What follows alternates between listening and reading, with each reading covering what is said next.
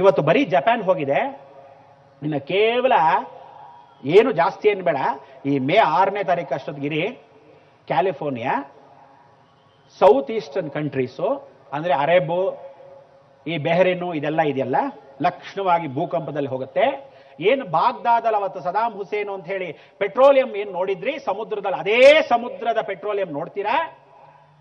ಪಾಶ್ಚಿಮ ದೇಶದಲ್ಲಿ ಇವತ್ತು ಏನಿದೆ ನ್ಯೂ ಜರ್ಸಿ, ವಾಷಿಂಗ್ಟನ್, ಡೆಟ್ರಾಯ್ಟ್ ಏನಿದೆ ಕಂಟ್ರೀಸು, ಪಿಟ್ಸ್ಬರ್ಗ್ ಏನು ಒದ್ದಾಡ್ತಾ ಇದ್ದಾರೆ ಇವತ್ತಿನ ದಿವಸ. ವಿದ್ಯುತ್ ಹೊಟ್ಟೋದ್ರೆ ಇದೇ ಸೆಪ್ಟೆಂಬರ್, ಅಕ್ಟೋಬರ್, ನವೆಂಬರ್, ಡಿಸೆಂಬರ್ 4 ತಿಂಗಳಲ್ಲಿ ಹೊಟ್ಟೋದ್ರೆ ಏನ್ ಮಾಡ್ತೀರಾ? ಏನು ಮಾಡಕ್ಕಿಲ್ಲ. ಒಬ್ಬರಾದ್ರೂ ಯೋಚನೆ ಮಾಡಿದ್ರ? ಇವತ್ತಿನ ದಿವಸ ಸೂರ್ಯ ಬಂದಕ್ಕೆ ನೆನೆ ಏನೋ ಸೂಪರ್ ಮೂನ್ ಅಂತೆ. ಏನ್ ಸೂಪರ್ ಮೂನ್ ನನಗೂ ಅರ್ಥವಾಗಿಲ್ಲ. ಚಂದ್ರ ಬಹಳ ಹತ್ರಕ್ಕೆ ಬಂದ್ಬಿಟ್ಟ. ಈ ಹೆಂಗಸರಿಗಂತೂ ನೋಡಿ, ಒಂದು ಕುರಿ ಹೋಯ್ತು ಅಂದ್ರೆ ಇರೋ ಬರೋ ಎಲ್ಲಾ ಕುರಿಗಳು ಹೋಗ್ತಾರೆ, ನಿಜದಿಂದ ಹೋಗಲ್ಲ, ಯಾವ್ದೋ ಇಂದ ಹೊಟ್ಟೋಗ್ತೀರ. ಸಂಕಷ್ಟಹರ ಚತುರ್ದಶಿ ಬಂತು ಅಂದ್ರೆ, ಅಥವಾ ಯಾವುದೇ ಒಂದು ವಿಶೇಷವಾಗಿ ಬಂದ ಒಂದು ಕಾರ್ಯಕ್ರಮ ಬಂತು ಅಂದ್ರೆ, ಪ್ರತಿ ತಿಂಗಳು ಪೌರ್ಣಮಿ ಅಮಾವಾಸ್ಯೆ ಬರುತ್ತೆ. ತಲೆಗಿಟ್ಕೊಳ್ಳಿ, ಪ್ರತಿ ತಿಂಗಳು ಪೌರ್ಣಮಿ ಅಮಾವಾಸ್ಯೆಗೆ ಚಂದ್ರ ಹತ್ರಕ್ಕೆ ಬರ್ತಾನೆ, ದೂರ ಆಗ್ತಾನೆ. ಇವತ್ತು ಈ ಭೂಮಿ ಇಷ್ಟು ಗುಂಡಿಗಿದೆ ಅಂದಾಗ ಆ ಭೂಮಿ ಸುತ್ತಲೂ ಇರ್ತಕ್ಕಂಥ ಓವಲ್ ಶೇಪಲ್ಲೇ ಇರೋದು, ಅದು ಕೋಳಿ ಮುಟ್ಟೆ ಶೇಪಲ್ಲಿದೆ, ಅದು ಗುಂಡಿಗಿಲ್ಲ. ನಮ್ಮ ಚಂದ್ರ ಸುತ್ತೋದು ಉದ್ದಕ್ಕೆ ಹಿಂಗೆ ಗೋಲಾಕಾರದಲ್ಲಿದೆ. ಅವಾಗೇನಾಗತ್ತೆ, ಇಲ್ಲಿರ್ತಕ್ಕಂಥ ಭೂಮಿಗೆ ಹತ್ರನೂ ಬರುತ್ತೆ, ದೂರಾನೂ ಆಗತ್ತೆ, ಹತ್ರನೂ ಬರುತ್ತೆ, ದೂರಾನೂ ಆಗತ್ತೆ. ಇದು ಪ್ರತಿ ವರ್ಷದಲ್ಲೂ ಆಗ್ತಕ್ಕಂಥದ್ದು. ಸ್ವಲ್ಪ ಮಟ್ಟಿಗೆ ಹತ್ರ ಬಂತು ಅಂದ್ರೆ ಏನರ್ಥ? ಅದು 4 ಇಂಚು ಭೂಮಿ ಇವತ್ತು ಜರ್ಗ್ ಹೋಗಿದೆ. ತಲೆಗಿಟ್ಕೊಳ್ಳಿ, 4 ಇಂಚು ಭೂಮಿ ಜರ್ಗ್ ಹೋಗಿದೆ ಪಕ್ಕಕ್ಕೆ. ಈ ಸುನಾಮಿ ಆಗಿ ಆ ವಿಶೇಷವಾಗಿರ್ತಕ್ಕಂಥ ಘಟನೆ ನಡಿ, ಇದನ್ನು ಎಷ್ಟೋ 8 ತಿಂಗಳ ಮೊದಲು ನಾನು ಗಿಣಿಗೆ ಹೇಳ್ದಂಗೆ ಕೇಳಿದಾಗ ಯಾವನೂ ಕೇಳಿಲ್ಲ. ಮೊನ್ನೆ ಹೇಳಿದಾಗ ಹೌದಲ್ವಾ ಗುರುಗಳು ಹೇಳಿದ್ರು ಅಂತ. ಇವತ್ತಿಗೂ ಅದನ್ನೇ ಹೇಳ್ತಾ ಇದ್ದೀನಿ. ಕರೆಂಟ್ ನಾಳೆ ಹೋದ್ರೆ ನೀವೆಲ್ಲ ಏನು ಮಾಡ್ತೀರಾ? ಮನಸ್ಸಲ್ಲಿ ಒಂದು ಸಲ ಯೋಚನೆ ಮಾಡಿ. ಇದೇ ಸೆಪ್ಟೆಂಬರ್, ಅಕ್ಟೋಬರ್, ನವೆಂಬರ್, ಡಿಸೆಂಬರ್ ಹಿಂಗ್ ಕೂತ್ಕೊಂಡು ಮೈಕ್ ಮಾತಾಡಕ್ಕಿರಲ್ಲ, ಹಲೋ ಅನ್ನಕ್ಕೆ ಫೋನ್ ಇರಲ್ಲ, ಚಾರ್ಜ್ ಎಲ್ಲಿ ಮಾಡ್ಕೊಂತೀರಾ, ಗ್ಯಾಸ್ ಸ್ಟವ್ಗೆ ಗ್ಯಾಸ್ ಸ್ಟಾಕ್ ಇರಲ್ಲ, ಗಾಡಿ ಓಡಿಸಕ್ಕೆ ಪೆಟ್ರೋಲ್ ಡೀಸೆಲ್ ಅಂತಕ್ಕಂಥದ್ದು ಯಾವುದೂ ಇರಲ್ಲ. ಕೋಟ್ಯಾಧೀಶ್ವರೆಲ್ಲ ಇಟ್ಕೊಂಡ್ಬಿಡ್ತಾರೆ ಸ್ಟಾಕು. ಏನ್ ಮಾಡ್ತೀರಾ? ಹಳೆಯ ಗಂಡನ್ ಪಾದವೇಗತಿ, ಅದೇ ಸೌದೆ ಒಲೆ ಉರಿ, ಅದೇ ಲ್ಯಾಂಟಿನ್ ಲ್ಯಾಂಪ್, ಟೈಪಿಂಗ್ ಮಾಡ್ತಾ ಕೂತ್ಕೋಬೇಕು. ಯಾವುದು ಜೆರಾಕ್ಸ್ ಮಿಷಿನ್, ಯಾವುದು ಎಲೆಕ್ಟ್ರಿಕಲ್ ಓಡಲ್ಲ. ಕಂಪ್ಯೂಟರ್ ಎಲ್ಲ ಬಂದು ಅಮೆರಿಕಾಲ್ ಇವತ್ತಿನ ದಿವಸ ಏನೇನ್ ದೊಡ್ಡವರೆಲ್ಲ ದಿಮಾಕು ದುರಹಂಕಾರಗಳು ಏನ್ ತೋರಿಸ್ತೀರ, ಸಾಫ್ಟ್ವೇರ್ ಕಂಪನಿ ಸಾಫ್ಟ್ ಆಗಿ ಕೂತ್ಕೋಬೇಕಷ್ಟೇ, ಯಾವ ವೇರು ಇರಲ್ಲ. ಎಲ್ಲರೂ ಏನ್ ಅನ್ಕೊಂಡ್ಬಿಟ್ಟಿದ್ರ? 80,000, 90,000, 1 ಲಕ್ಷ ಎಲ್ಲಿ ಕಂಪನಿ? ಅಯ್ಯೋ ನಮ್ಮ ಮಗ ಅಮೆರಿಕಲ್ ದುಡಿತಾ ಇದ್ದಾರೆ. ಮೊದಲೆಲ್ಲ ಹೇಳೋರು ಏನ್ ಗೊತ್ತಾ ಹೇಳ್ತಿದ್ರು, ಎಲ್ಲಿ ಕೆಲಸ ಮಾಡ್ತಾನೆ ಮಗ ಅಂದ್ರೆ ದುಬೈಯಲ್ಲಿ ಕೆಲಸ ಮಾಡ್ತಾ ಇದ್ದ. ದುಬೈಯಲ್ಲಿ ಕೆಲಸ ಮಾಡ್ತಿದ್ದ ಅಷ್ಟೇ ಗೊತ್ತು. ಆದ್ರೆ ಇವತ್ತಿನ ದಿವಸ ಎಷ್ಟು ಪರಿಸ್ಥಿತಿ ಅಂದ್ರೆ ಎಲ್ಲರೂ ಇಂಜಿನಿಯರ್, ಡಾಕ್ಟರ್ಗಳೇ, ಎಲ್ಲರೂ ಸಾಫ್ಟ್ವೇರ್ ಕಂಪನಿಗಳೇ. ಆದ್ರೆ ಎಷ್ಟು ಜನಕ್ಕೆ ಇವತ್ತಿನ ದಿವಸ ಜೀವನ ಚೆನ್ನಾಗಿದೆ ಅಂತ ಯಾವನಾದ್ರೂ ಆಲೋಚನೆ ಮಾಡಿದ್ರೆ? ಅಷ್ಟು ಜನಕ್ಕೆ ಕರೆಂಟ್ ಹೊಟ್ಟೋದ್ರೆ ಏನ್ ಮಾಡ್ತೀರಾ? 80,000 ಎಲ್ಲಿದೆ? 2,000 ಕೊಡೆಯ ಸಾಕು, 3,000 ಕೊಡೆಯ ಸಾಕು, ನಾ ಕೆಲ್ಸಕ್ಕೆ ಬರ್ತೀನಿ ಅಂತಾನೆ. ಮಕ್ಕಳು ಮನೆಯನ್ನ ಅವ್ರು ನಂಬ್ಕೊಂಡು ಹೋದಾಗ ತಂದೆ ತಾಯಿಂದ್ರು ಅವ್ರು ನಂಬ್ಕೊಂಡಿರ್ತಾರೆ. ಈ ತಂದೆ ತಾಯಿಂದ್ರು ಒಂದು ಲೋನಲ್ಲಿ ಮನೆ ಕೊಂಡ್ಕೊಂತ ಮಗ ಹೇಳಿರ್ತಾನೆ, ಆ ಲೋನ್ಗೆ ಬ್ಯಾಂಕ್ ಅವ್ನು ಕಾಯ್ತಿರ್ತಾನೆ. ಒಬ್ರಿಗೊಬ್ರು ಲಿಂಕ್. ಏನ್ ಮಾಡ್ತೀರಾ? ಹೆಂಡತಿ ಸಾಲದಕ್ಕೆ ರೀ ಅರ್ಧರಾಷ್ಟ್ರ ಐಶ್ವರ್ಯ ಬಂದ್ಬಿಡ್ತಲ್ಲ, ಒಂದು 4 ಮನೆ ಕಟ್ಬಿಡೋಣ, ಬಾಡಿಗೆ ಬರ್ತಾ ಇರುತ್ತೆ. ಎಲ್ಲಿ ಬರುತ್ತೆ ಬಾಡಿಗೆ? ಮೇಲಿರೋನ್ ಬಾಡಿಗೆ ಕೊಡಲ್ಲ, ಕೆಳಗಡೆ ಬಾಡಿಗೆ ಕೊಡಲ್ಲ, ಮನೆ ಬಿಟ್ಟು ಖಾಲಿ ಮಾಡ್ಕೊಂಡು ಹೋಗಿರ್ತಾನೆ. ನಿಮ್ ಬಾಡಿಗೆ ಏನೂ ಬರಲ್ಲ, ಏನೂ ಬರಲ್ಲ. ಕಟ್ಟಿರೋ ಮನೆಗೆ ಸಾಲವನ್ನ ನೀವೇ ತೀರಿಸಬೇಕು.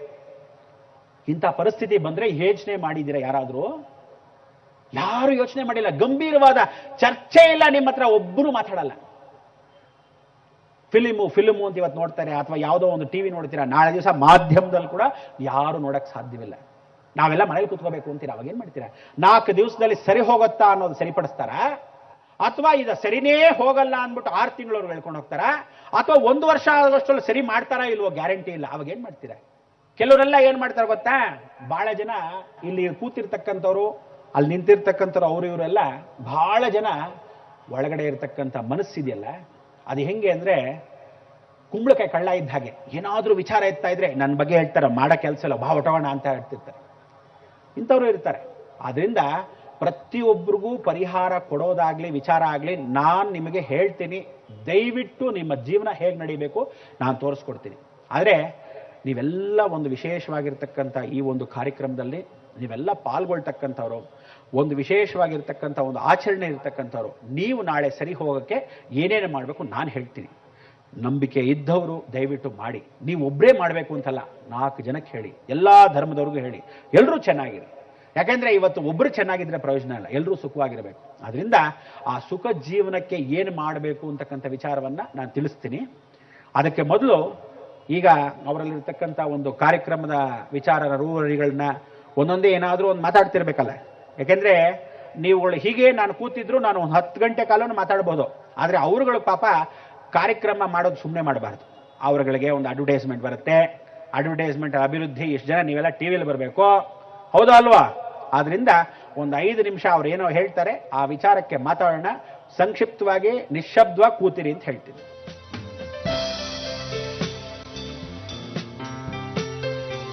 ಹಾಗೆ ಗುರುಜಿ ಒಂದು ಮಾತನ್ನು ಹೇಳಿದ್ರು, ಅದು ತುಂಬಾನೇ ಸತ್ಯ.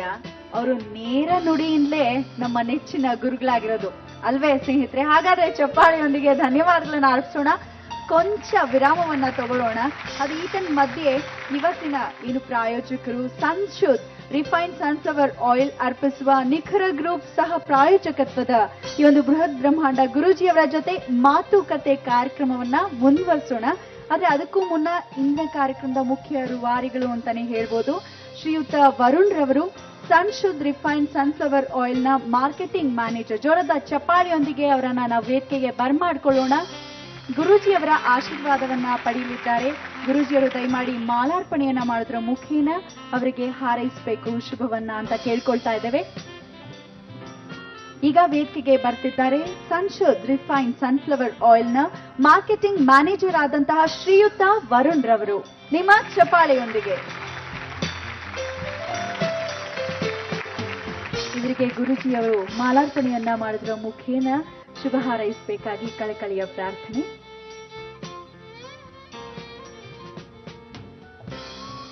ಈ ಒಂದು ಕಾರ್ಯಕ್ರಮ ಏನ್ ನಡೀತಾ ಇದೆ, ಬ್ರಹ್ಮಾಂಡ ಗುರೂಜಿಯವರ ನೇತೃತ್ವದಲ್ಲಿ ಮಾತುಕತೆ ಕಾರ್ಯಕ್ರಮ, ಇದರ ಒಂದು ಪ್ರಾಯೋಜಕತ್ವವನ್ನ ವಹಿಸಿದ್ದಾರೆ ಸನ್ಶುದ್ಧ್ ರಿಫೈನ್ಡ್ ಸನ್ಫ್ಲವರ್ ಆಯಿಲ್ ನವರು. ಅವರಿಗೆ ದಯಮಾಡಿ ಗುರೂಜಿಯವರು ಈಗ ಮಾಲಾರ್ಪಣೆಯನ್ನ ಮಾಡಬೇಕಾಗಿ ಪ್ರಾರ್ಥನೆ.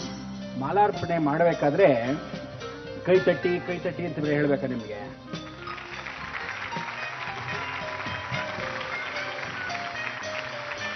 ಅದೇನೋ ಕೆಲವರು ಕಾರ್ಯಕ್ರಮಗಳಲ್ಲಿ ಪ್ರತಿಯೊಬ್ಬರು ಕೇಳ್ಕೊಂತಾರೆ ಕೈ ತಟ್ಟಿ ಅಂತ. ಅದೇನು ನಂಗೂ ಅರ್ಥ ಆಗಲ್ಲ.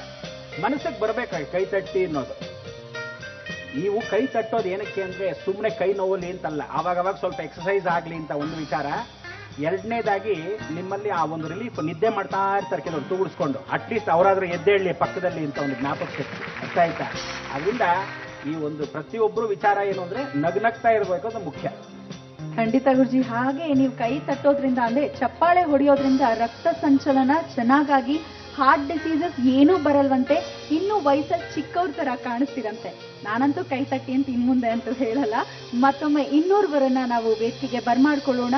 ಇಂದಿನ ಕಾರ್ಯಕ್ರಮದ ಸಹ ಪ್ರಾಯೋಜಕತ್ವವನ್ನ ವಹಿಸಿದ್ದಾರೆ ಶ್ರೀಯುತರು ಕೋದಂಡ ರಾಮುರವರು, ಅಧ್ಯಕ್ಷರು ನಿಖರ ಗ್ರೂಪ್ಸ್ ಆಫ್ ಕಂಪನೀಸ್ ಬೆಂಗಳೂರು. ದಯಮಾಡಿ ಇವರು ವೇದಿಕೆಗೆ ಆಗಮಿಸಬೇಕು, ಗುರೂಜಿಯವರ ಒಂದು ಆಶೀರ್ವಾದವನ್ನ ಪಡಿಬೇಕು ಅಂತ ಕೇಳ್ಕೊಳ್ತಾ ಇದ್ದೇನೆ.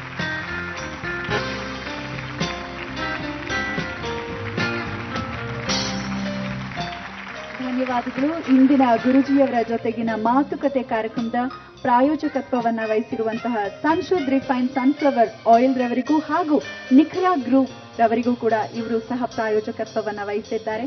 ಗುರೂಜಿಯವರು ಕಾರ್ಯಕ್ರಮದ ಪ್ರಾರಂಭದಲ್ಲಿ ಹೇಳ್ತಿದ್ರು, ಅವರ ಅಂತರಂಗದ ಮಾತನ್ನ ನಮ್ಮ ಮುಂದೆ ಬಿಚ್ಚಿಟ್ರು. ಯಾಕೆ ಹೇಳಿ, ನೀವು ಕೂಡ ಪ್ರತಿದಿನ ನಮ್ಮನ್ನ ನೋಡ್ತಿರ್ತೀರಾ, ಆದ್ರೆ ನಾವು ನಿಮ್ಮನ್ನ ನೋಡ್ಲಿಕ್ಕಾಗಲ್ಲ. ಒಂಥರ ನಮ್ಮ ನಡುವೆ ಒಂದು ಬಾಂಧವ್ಯ ಬೆಳೆದಿದೆ. ಇವತ್ತು ನೀವು ಮುಖಾಮುಖಿ ಆಗಿದ್ದೀವಿ ನಾವು ನೀವು. ಹಾಗಾಗಿ ಅವರ ಅಂತರಂಗದ ಮಾತನ್ನ ನಮ್ಮ ಮುಂದೆ ಬಿಚ್ಚಿಟ್ರು. ಅವರ ಯಶಸ್ವಿ ಧಾರ್ಮಿಕ ಸಾಧನೆಯ ಹಾದಿ ಹೇಗಿತ್ತು ಅಂತ ಕೂಡ ಹೇಳಿದ್ರು. ಈಗ ನಾವು ನಿಮ್ಗೆ ಮುಂಚೆನೆ ತಿಳಿಸಿದ ಹಾಗೆ ಪ್ರಶ್ನೋತ್ತರ ಕಾರ್ಯಕ್ರಮ ಹೇಳಿದ್ವಿ ನಾವು. ನೀವು ಪ್ರಶ್ನೆಯನ್ನ ನಮ್ಮ ಕಚೇರಿಯ ವಿಳಾಸಕ್ಕೆ ಬರೆದು ಕಳಿಸಿ, ಆರಿಸಿ ಆಯ್ಕೆಯಾದ ಕೆಲವು ಪ್ರಶ್ನೆಗಳನ್ನ ನಾವು ಕೇಳ್ತೇವೆ ಅಂತ.